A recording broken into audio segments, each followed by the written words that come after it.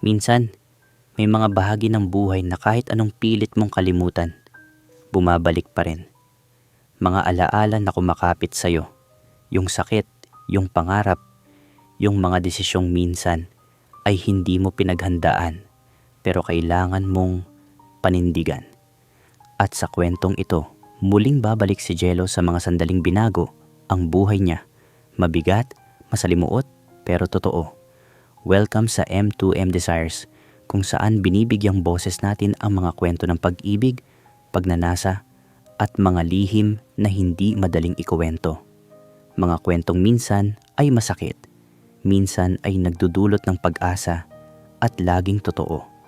Bago tayo magpatuloy, huwag kalimutang i-like ang video, mag-subscribe, at i-click ang notification bell para lagi kang updated sa mga bagong BL stories natin, mga kwentong tunay at tumatagos sa puso. At syempre, isang espesyal na shoutout kay Gloria Smoot from New Jersey, USA. Maraming salamat sa walang sawang suporta sa M2M Desires. Lagi kang bahagi ng bawat kwento. Handa ka na? Simulan na natin ang kwento. Kuya Will, heto na ang pagpapatuloy ng bahagi ng aking kwento. Alam mo, minsan napapaisip talaga ako. Ang hirap pala kapag nasa abroad ka. Lahat ng pakikisama, kailangan mong kayanin. Pag andyan ka na sa ibang bansa, doon ka mas namumulat, mas nagiging matatag, mas nagiging palaban sa lahat ng hamon ng buhay. Sa mura kong edad, napasabak agad ako sa pag-a-abroad dahil sa pangarap. At doon ko na-realize na lahat pala, kailangan mong tanggapin. Kailangan mong lunukin ang pride mo para lang makasabay sa takbo ng buhay. Ganito pala kapag anak ka ng mahirap, matututo kang lumaban. Kahit pati katawan mo, kailangan mong isama sa laban. Dahil siguro, kampante na ang boss ko sa akin, iba na rin ang tingin niya. Sa loob ng trabaho pa lang, makikita mo na sa mga mata niya yung saya kapag nandoon ako. Walang naglalakas loob na magtanong kung ano ba talaga ang meron dahil takot din sila. Gulong ng sasakyan ng trabaho namin, Kuya Will. Iba't ibang bansa ang sinusuplayan namin. Halos lahat ng katrabaho ko, kita mo talaga kung paano kumayod. Parang kalabaw kung magtrabaho.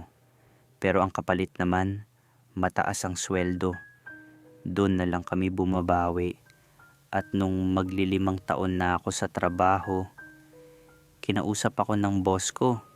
Sabi niya, gusto niya raw na magsama na kami sa iisang kwarto. At pumayag ako, Kuya Will.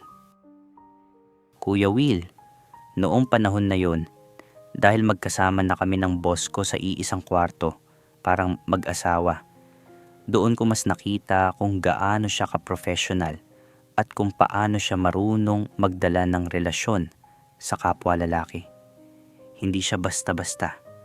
Alam niya kung paano igalang ang sitwasyon namin kahit alam naming dalawa na kakaiba ito. Sa Pilipinas naman, tuwing kinakausap ko ang dalawang kuya ko, ramdam ko yung tuwa at pagmamalaki nila. Lagi nilang ikinukwento sa akin yung pinapagawa naming bahay. Sabi pa nga ng panganay kong kuya, malapit na yan matapos, Jello. Pag-uwi mo, matutuwa ka sa ganda. Hindi na natin mararanasan yung mababang tingin ng mga tao. Pati sina mama at papa, maisasabay na natin sa mas maayos na antas ng buhay. Tapos tuloy-tuloy pa siya, Kuya Will. Jello, pag-uwi mo dito siguradong mabibigla ka. Yung iniwan mong kapirasong fish pond, ngayon, sobrang lawak na. Nakabakod pa. Ang dami na nating suki.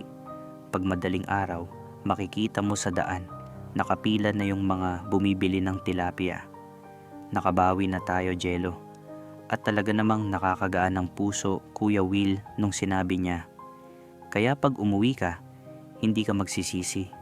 Tayong tatlong magkakapatid, natupad natin ang mga pangarap natin. Lalo na ikaw. Ikaw ang nagpasimula ng lahat. Kapatid, pag umuwi ka, instant boss ka dito dahil lahat ng to galing sa sakripisyo mo. Kuya Will, dito naman sa trabaho.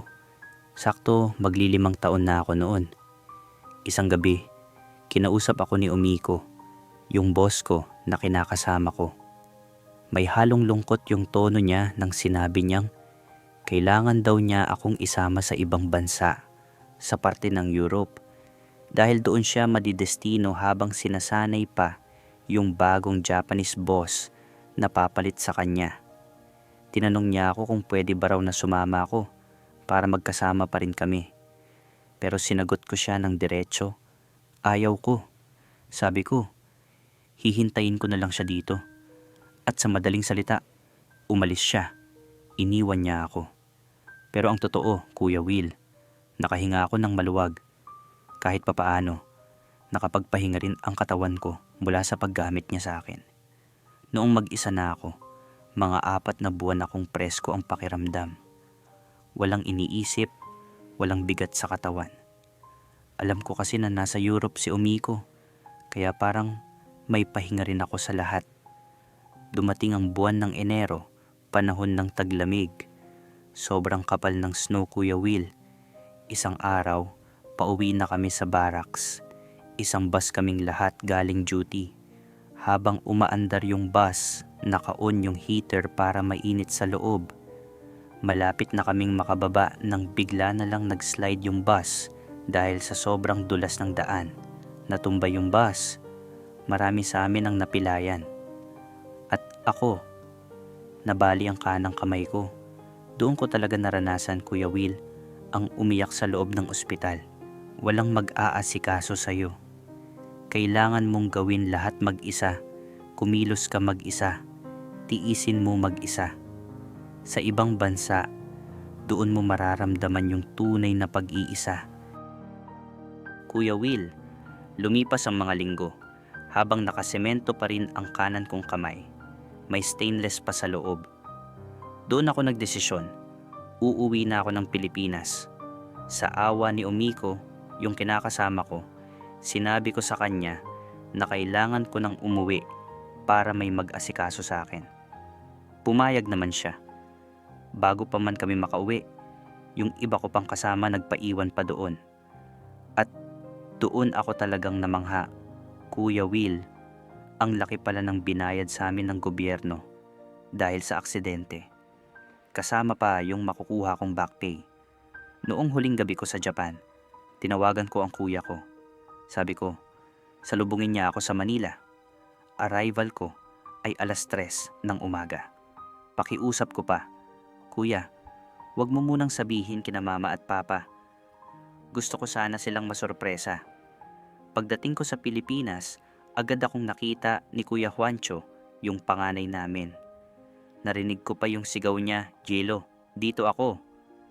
Pagkaparada ng sasakyan, pagkalabas niya, niyakap niya ako ng sobrang higpit. Halos sabay kaming napaiyak. Una niyang sabi, wow naman, sobrang pogi ng kapatid ko. Habang papauwi kami, nagkukwento lang ako ng normal, pero agad niyang napansin yung lungkot ko. Sabi niya, oh, andito ka na. Magkakasama na ulit tayong magkakapatid. Doon, Kuya Will, tumulo talaga ang luha ko. Sabi ko, Kuya, marumi ako.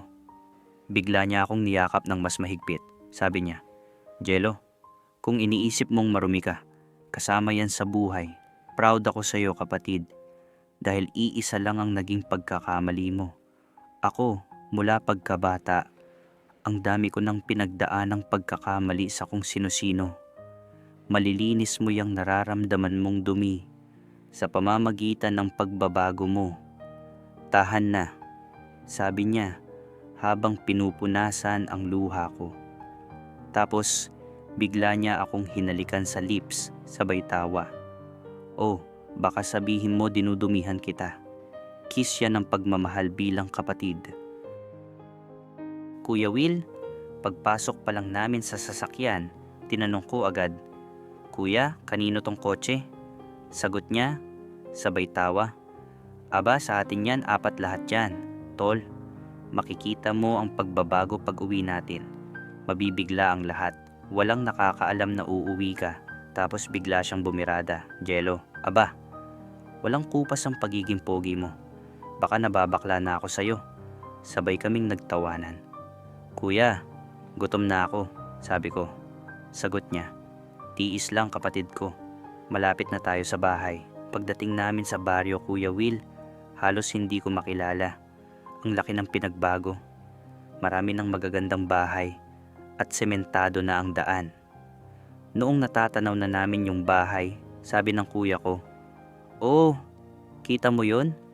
Yun na ang bahay natin. At ayun naman sa may kalayuan, yan ang fish pond natin." Pagdating namin, hindi ko mapigilang mamangha. Yung dati na kubo namin. Ngayon, ibang-iba na. Malaki, maayos, at halatang pinagpaguran. Pagpasok pa lang ng sasakyan sa bakuran, narinig namin si tatay, "Oh, san ka galing, Juancho? Nahihirapan kami kanina, ang daming bumili." Tinawagan ko agad si nanay. Naku, Kuya Will, nagkagulo talaga. Pagkakita nila sa akin ni nanay at tatay, iyakan agad. Pati yung dalawa kong kapatid na babae, yakap ng yakap. Natanong ko agad, "Nay, nasaan si Kuya Joel?" Sabi ni nanay, "Ayun sa fish pond kasama si Patrick. Tinawagan sila pero si Kuya Joel lang ang umuwi." Pagkakita niya sa akin, grabe ang yakap. Ramdam mo yung excitement. "Wow naman, ang pogi ng utol ko." Sabay halik sa labi ko. Napatingin ako sa kanya, sabay bulong, "Kuya naman, sa lips, baka may makakita." Sagot niya, "Weh, wala akong pakialam." Habang nag-aasikaso kami para sa tanghalian, tinanong ko ang panganay, "Kuya, nasan si Patrick?" Sagot niya. Sabi ni Kuya Joel, pagkatapos daw ng ginagawa nila, tumuloy siya sa basketball court. Sa totoo lang, Kuya Will, si Patrick talaga ang gusto kong makita. Kuya, tawagan mo naman siya para sabay-sabay na tayong kumain. Tinawagan nila, nagri-ring, pero walang sumasagot. Baka nga raw nasa laro pa. Kuya Will, bigla akong tinawagan yung bunso naming kapatid. "Bunso, tara. Samahan mo ako sa court. Sunduin natin si Kuya Patrick mo." Sabi niya, "Ay, Kuya Jello, tama, para maangkas kita sa motor ko." Pagdating namin sa court, sumigaw ako, "Patrick!" Sabay lingon niya. Pagkakita niya sa akin, napahinto siya, parang natulala. Tapos bigla siyang tumakbo papunta sa akin. "Putya ka, kausap lang kita kagabi, andito ka na pala." Sabay yakap sa akin ng sobrang higpit, basang-basa pa siya sa pawis. Sabi ko, "Tara na, uwi na tayo. Sabay-sabay tayong magtanghalian." Sagot niya, "Oh, sa akin ka na lang umangkas." Tapos sabi pa niya, "Yakap ka, baka mahulog ka." Pasensya na, medyo pawisan ako. Habang nakaangkas ako sa kanya, mahina akong sabi, "Miss you, Patrick." Biglang sabi ng bunso ko, "Kuya Patrick, sa bahay ka na tumuloy, ha?" Pagdating namin sa bahay at nagsimula kaming kumain, walang katapusan ang kwentuhan at asaran. Kita ko talaga, Kuya Will, ang saya ng mga kapatid ko dahil andun kami ulit kumpleto. Pagkatapos ng tanghalian, nag-CR ako. Pagpasok ko, bigla ring sumunod si Patrick. Sabi niya, "Oh, ako na magbaba ng zipper mo." Tapos tinanong pa niya, "Yung semento ng kamay mo, kailan naalisin yan?" "Mga 4 na buwan pa," sagot ko habang umiihi. Napansin ko yung tingin niya sa akin. Sabi ko, "Ahim, bakit?" Bigla niya akong hinalikan. Hoy, amoy ulam pa tayo, saka ang lagkit ko." Sabi ko pa. Sagot niya, "Basta, mamaya maliligo ka. Ako ang mag-aasikaso sa'yo." "Kuya Will," sabi ni Patrick sa akin, "Jello, pag nakapagpahinga ka, pasyal tayo sa palaisdaan mo. Doon ang bahay ko. Ginawan ako ni Kuya Juancho ng maliit na kwarto, maganda at presko." "Patrick, gusto ko nang mag-shorts." Biro ko. Biglang sumabat yung dalawa kong kapatid na lalaki. "Hoy, nakakaselos ah." Sabay tawa ng magkakapatid. Pagkatapos kong magbihis, umikot ako sa buong bahay. Habang nagmamasid, hindi ko mapigilang mapabulong ng wow. "Ang ganda, Kuya Will." 2-story na, maayos ang lahat. Napunta ako sa harap sa likod. Halos hindi ko makilala ang dati naming tirahan. Lumapit ako kay Kuya Juancho, sabay akbay sa kanya. "Kuya, ang ganda ng bahay." Sagot niya, sabay halik sa gilid ng ulo ko. "Sus, pag nakita mo pa yung fish pond natin, mas mamamangha ka." Pagdating ng gabi, nagpainom si tatay. Parang welcome party talaga, Kuya Will. Napapailing ako sa dami ng tao, pati mga barkada ko andon. Ang lakas pa ng sound system, parang fiesta. Lumapit si mama sa akin. "Anak, hindi mo pa napapasok yung tindahan ko, pati bigasan." Dahil sa lambing niya, tumayo ako at sinilip ang tindahan. Pagpasok ko, puro wow na naman ang nasabi ko. Ang daming paninda, maayos lahat, at ang bigas naka-display ng pangmalakasan. Sabi ni mama, "Yang mga bigas na yan, anak, sa kabilang bayan ko kinukuha, sa malaki nilang bigasan. Gagawin ko pa nga siyang ninong pag kinasal ang Kuya Juancho mo." Kuya Will, pagbalik ko sa inuman, napansin ko agad na halos lahat ng bisita nila, papa at kuya, ay nakatingin sa akin. Tahimik lang ako, umupo sa tabi ni papa. Nang kumanta na si papa, tinawag niya ako, "Jello, anak." Sabi niya, lahat daw ng meron sila ngayon ay dahil sa akin. Doon ako mabilis na tinamaan, Kuya Will.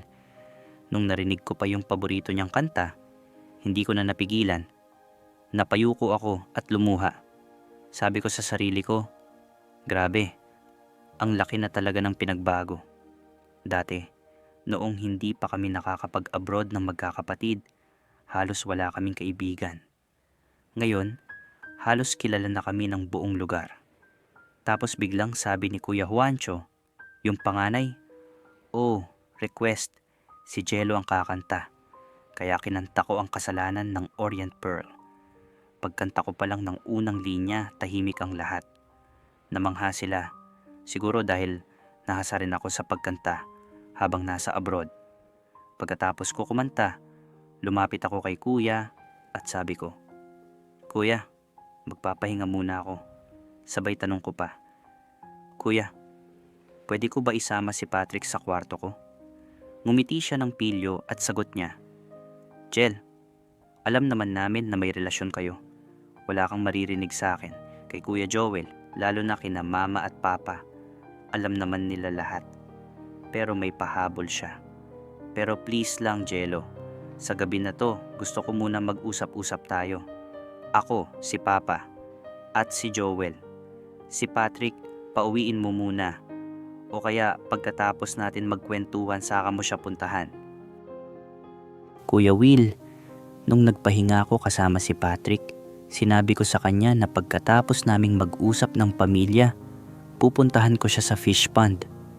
Pero totoo, bago pa man ako makalabas ng kwarto, nakaisang round na kami ni Patrick.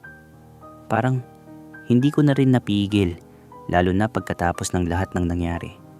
Pagkatapos ng inuman, ang unang pumasok sa kwarto ay ang dalawa kong kuya.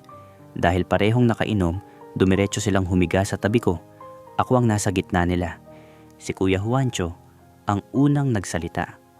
"Salamat kapatid," sabi niya, sabay halik sa lips ko. Napasinghap ako, Kuya Will, kasi nasabi ko agad, "Kuya, dahan-dahan, baka maipit yung kamay kong nakasimento pa." Sumunod si Kuya Joel, "Jello, salamat sa unity natin magkakapatid. Nagtagumpay na tayo," sabi niya, tapos hinalikan din ako sa labi. Hindi ko maipaliwanag, Kuya Will, hindi ito yung halik na malisyoso, para siyang simbolo ng sumpa namin bilang magkakapatid, pero iba rin ang tama sa puso ko. Sabi nila, sana walang magbabago hanggang pagtanda, sana walang gulangan. Kung ano meron tayo ngayon, sana baunin natin yung pagkukumbaba, yung paggalang. Alam nating tatlo, makasalanan tayo, pero lilinisin natin yan sa pamamagitan ng pagkakasundo at pagmamahalan. Doon ako tuluyang naiyak, Kuya Will. Yung salitang pagkakasundo at pagmamahalan, parang yun na lang ang inaawas-awas ko mula pagkabata. Pagkatapos namin mag-usap, sila pa mismo ang naghatid sa akin kay Patrick. Kinausap pa nila siya pero hindi ko nadinig lahat. May bigat at hiya sa dibdib ko noon pero may pag-asa rin. At nung kami na lang dalawa ni Patrick, doon siya naglabas ng lahat. "Jello," sabi niya, mahina ang boses. "Kaya mo ba talaga akong mahalin? Wala naman ako. Wala akong maipagmamalaki sa'yo. Wala akong natapos. Sana ngayon palang sabihin mo kung hanggang saan ang pagmamahal mo sa akin. Para kung susuko man ako, alam ko. Pero kung iiwan mo ulit ako," napalunok siya, "tatapusin ko buhay ko. Magbibigti ako." Literal na nanginig ako, Kuya Will. Sabi niya pa, "Simula nung iniwan mo ako, inilapit ko sarili ko sa tatay mo. Nising kong duling, hindi ako humingi. Dahil ang inaalagaan ko, ang pinagsisilbihan ko, ikaw. Sana, habang maaga, sabihin mo na kung ano ba talaga ako sa'yo." Kuya Will, hindi ko alam kung paano ko sasagutin agad. Pero ramdam kong dun magsisimula ang totoong gulo o totoong pagmamahal. "Kuya Will," ang naisagot ko kay Patrick ay ganito. "Patrick, ito lang ang tanong ko. Kapag nagsawa ka ba sa akin, iiwan mo rin ba ako? At bakit lagi mong panakot ang pagbibigti?"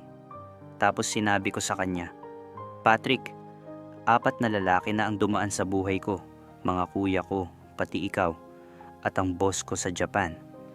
Pero kung tatanungin mo kung sino ang pinipili ng puso ko, pangalan mo pa rin ang isinisigaw nito."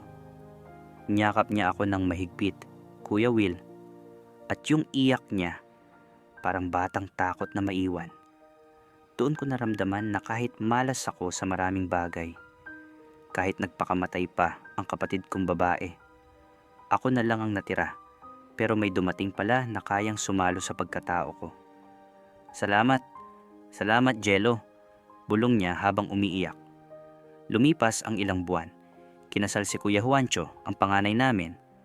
Doon ko unang nakita si Sir Nomer o si Kuya N, kasama ang asawa niyang si Jake.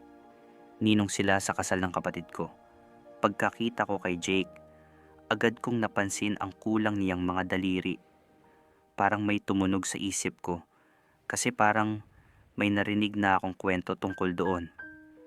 Bigla kong naisip, si Jake ba yun? Pagkatapos ng kasal at pagdaan ng ilang araw, pumunta kami sa Bilibid para bisitahin ang mga magulang ni Patrick na nakakulong doon. At doon, sa mismong harap nila, ipinagtapat ni Patrick na asawa niya ako at sabay na rin daw niya akong kinakapatid. Kuya Will, tinanggap nila ako kung sino ako. Bisexual man ako, kahit kilos lalaki at boses lalaki, pero pusong babae. Tinanggap nila lahat yun. Marami ang nagmahal sa katawan ko, pero si Patrick lang ang minahal ko ng buo. At ngayon talaga ako naniniwala, Kuya Will. Kapag tapat ka, kapag totoo ka, ang magulang at kapatid mo, handa ka nilang ipagmalaki. Jello, maraming salamat sa pagbabahagi mo ng kwentong ito. Hindi madali ang ginawa mo. Ang magbukas ng mga sugat na matagal nang nakatago. Ang aminin ang mga desisyong minsan ay labag sa loob, pero ginawa dahil sa pangangailangan. Alam mo, habang nakikinig ako sa'yo, naisip ko, ang daming Pilipinong tulad mo. Yung para sa pamilya, handa nilang ibenta ang sarili, literal man o sa ibang paraan. At hindi ko kayo masisisi, ganyan talaga kapag mahal mo ang pamilya mo. Pero Jello, sana wag mong kalimutan na may halaga ka rin bilang tao. Hindi lang bilang breadwinner, hindi lang bilang sakripisyo. Ang maganda sa kwento mo, Jello, ay kahit anong dumaan sa'yo. Ang sakit, ang pagkakamali, ang mga kompromiso, nakahanap ka pa rin ng taong tumanggap sa'yo ng buo. Si Patrick. At ang pamilya mo, tinanggap ka nila kung sino ka talaga. Yun ang tunay na pag-ibig. Payo ko sa'yo, Jello. Una, bigyan mo ng panahon ng sarili mong maghilom. Ang katawan mo, gumaling na. Pero ang loob mo, kailangan mo ring alagaan yun. Huwag mong isipin na marumi ka. Ang dumi ay natatanggal, pero ang pagkatao mo, malinis yan kung ginawa mo para sa pag-ibig. Pangalawa, ingatan mo si Patrick. Kung siya ang pinili ng puso mo, panindigan mo. Pero tandaan, ang pagmamahal ay hindi pananakot. Ang sinabi niyang magbibigti kapag iniwan mo siya, hindi yan healthy, Jello.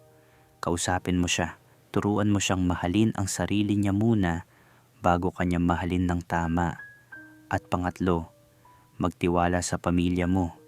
Kitang-kita ko sa kwento mo na mahal ka nila. Yung mga kuya mo, si nanay, si tatay, proud sila sa'yo. Huwag kang matakot na magpakita ng totoo mong nararamdaman.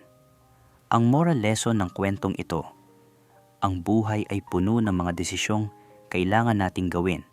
Minsan tama, minsan mali. Pero ang pinakamahalagang bagay, yung pagkatao mo, yung puso mo, at kung paano ka tumatayo muli pagkatapos ng lahat. Walang perpektong tao. Lahat tayo may pagkakamali. Pero ang pagmamahal ng pamilya, ng taong mahal mo, yan ang magliligtas sa'yo. At sa lahat ng nakikinig, tandaan, ang tunay na kayamanan ay hindi nasusukat sa bahay, sa lupa, o sa pera. Nasa pagkakaisa ng pamilya, sa pagtanggap, at sa pagmamahal na walang kondisyon. Sa mga listeners natin ngayong gabi, ano ang masasabi ninyo sa kwento ni Jello? May payo ba kayo sa kanya?